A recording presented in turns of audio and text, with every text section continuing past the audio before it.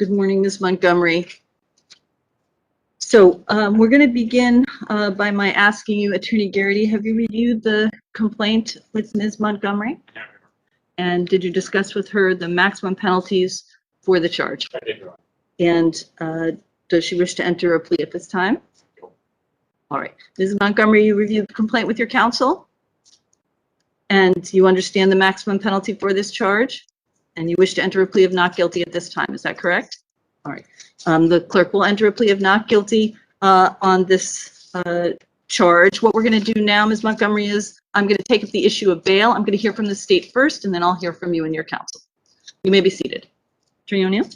The state's request is slightly different from what's in the proposed bail order, just because I didn't have the capability to scratch out the or corporate charity part. The state's request is $5,000 cash only bail. That would also have conditions of no contact with Adam Montgomery.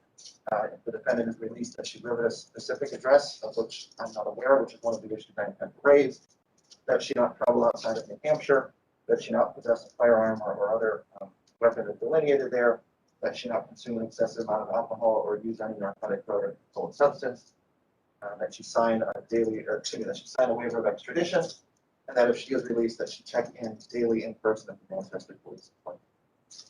The basis for this request, Your Honor, is the defendant's status as flight risk, and what the state would argue is clear and convincing evidence that the nature of the allegations presents a substantial risk that the defendant will not appear, and that there's no reasonable alternative that will assure her appearance. A lot of this is grounded in the defendant's criminal record. I'll admit that it's not the most serious record that this court has seen, but it does involve great concern for her ability to comply with court orders. The record begins in November of 2012, when she was convicted in the Grafton Superior Court of Class A misdemeanor dealing in or possessing of prescription drugs. She was at the time sentenced for 12 months, suspended for 2 years. About 9 months later, in August of 2013, about 8 months later, in July of 2013, she was convicted of willful concealment, a Class A misdemeanor, and then what is perhaps most concerning to the state, a false report to law enforcement, a Class A misdemeanor.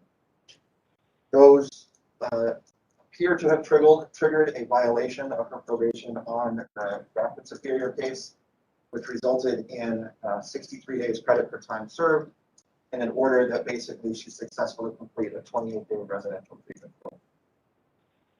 The final conviction on her record is from September of 2015.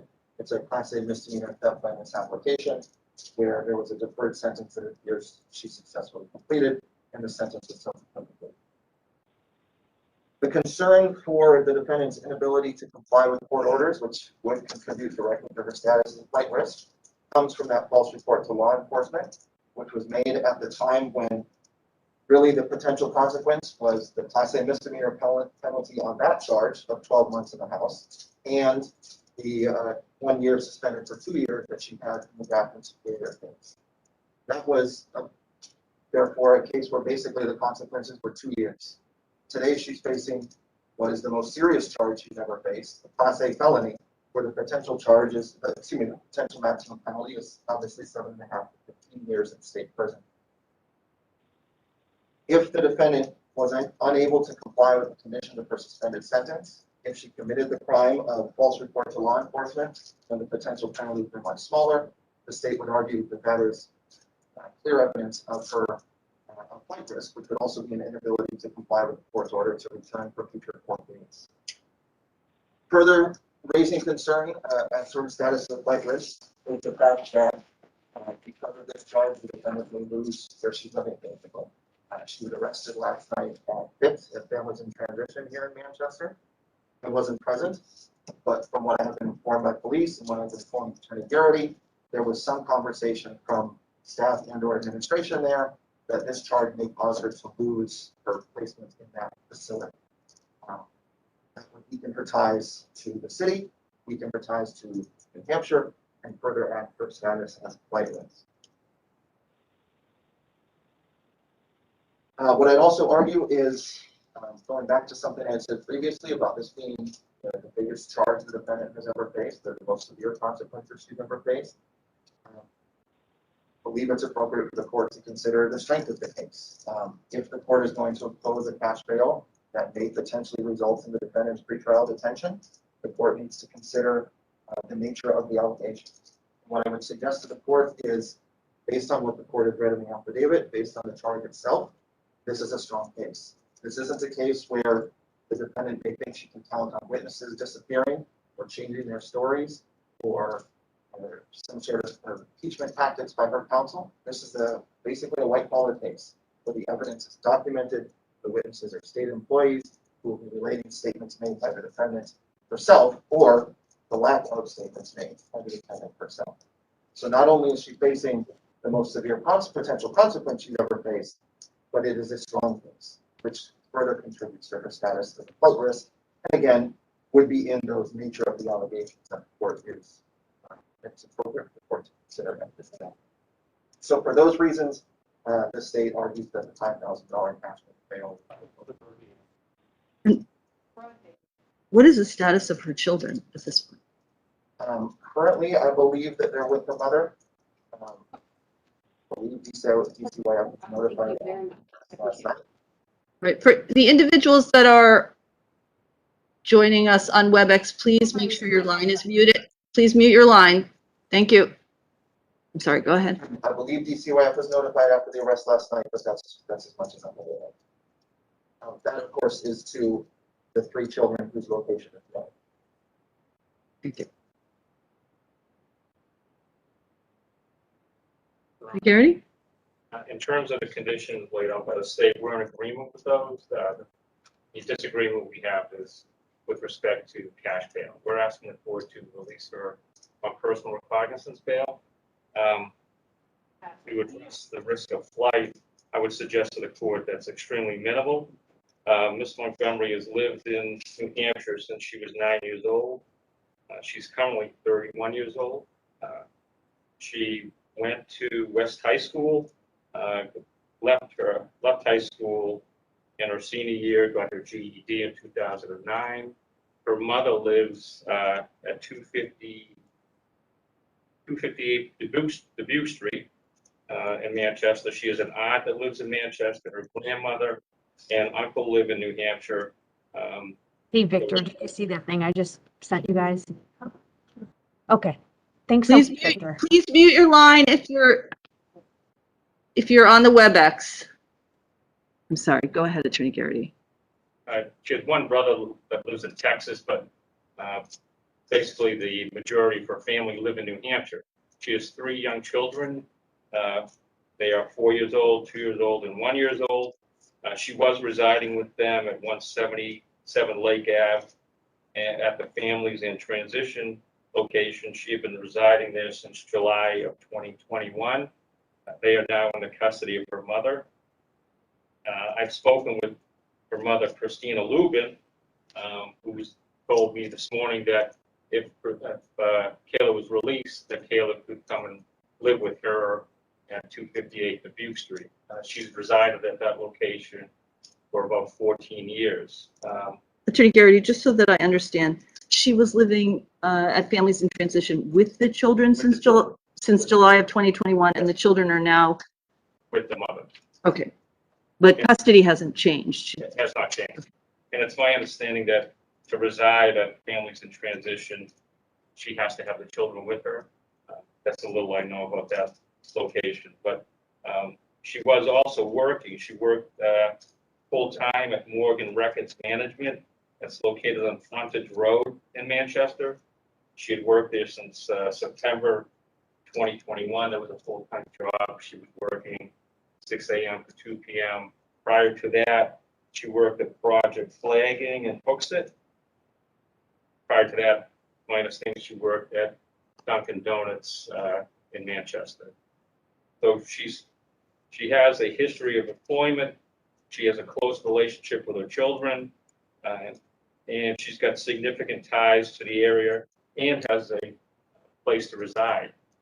But the $5,000 cash bail, given her limited resources, would lead to her detention. And I think the whole point of the amendment to the bail statute that took place a few years ago is that financial resources should not give an impediment to people being released on bail. There are conditions as laid out by the state in their proposed bail order that would assure the court and the state that she would appear in future court appearances.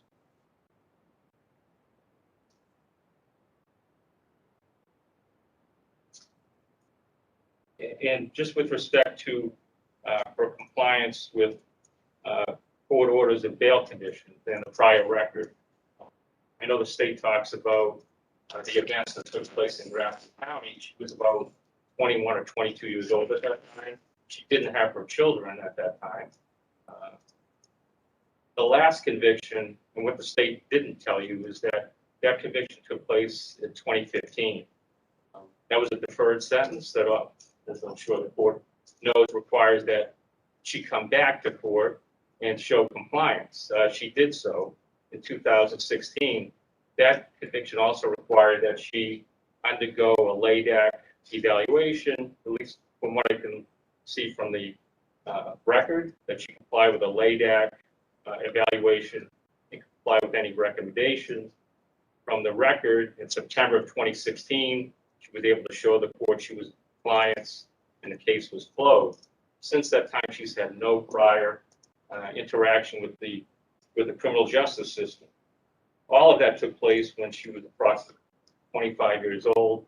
She's now a woman of 31 years old, 3 young children, and her lack of record since 2015, I think, indicates to the court and her compliance with the events and books at this report shows that she can comply and will comply with court orders and show up, as she did in 2016, with any scheduled court appearances.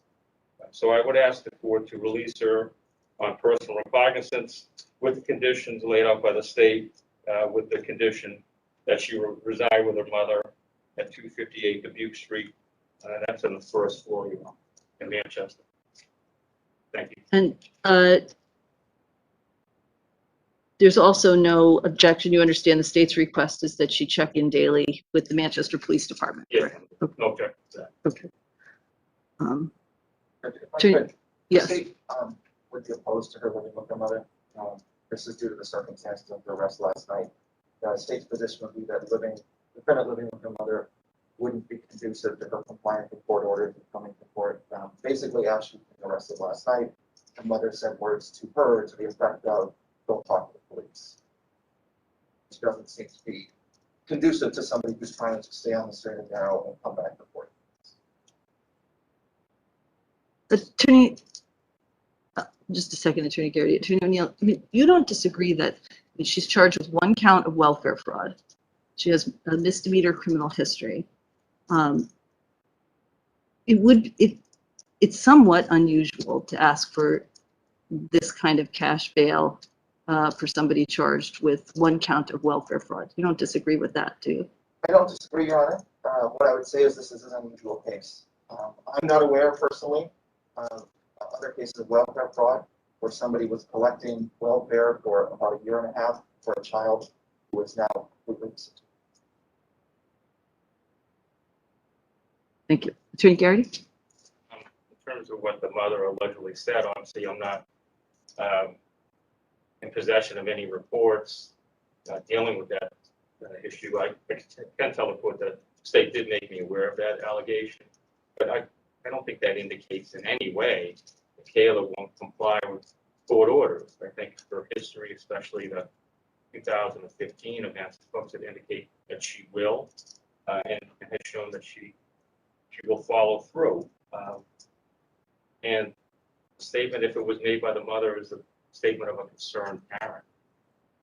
Given the publicity this case has generated, this is, right now, simply a 1 count welfare allegation. I'm sure the court knows in most circumstances, those cases, not all, but in most circumstances, do not lead to the maximum penalties outlined by the state. Most people charged with this offense are released on personal recognizance bail, given her circumstances, her ties to the area, her maturation, and her shown ability to comply with court orders. I would have personal cognizance is what's called for. She's unable to post any cash bail?